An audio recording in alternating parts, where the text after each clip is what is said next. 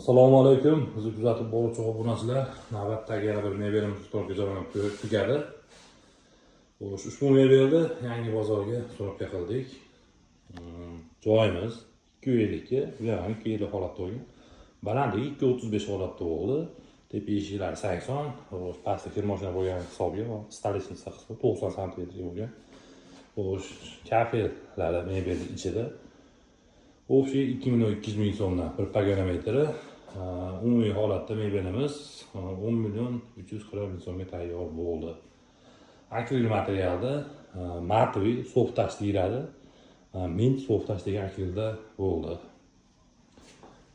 Rossiyskiy predekopiyma stolitsnicasida bo'lgan. Har doimgidek mo'kamiz bor, tepasiga sushilkasi bor.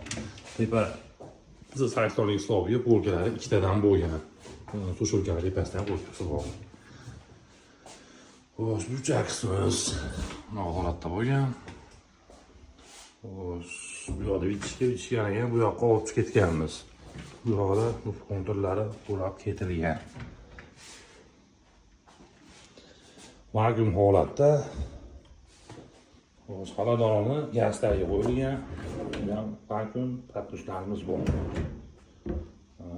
Ruchkalarni mebelga moslab qo'yilgan. Sochilgan turvamiz, taxtamiz bor.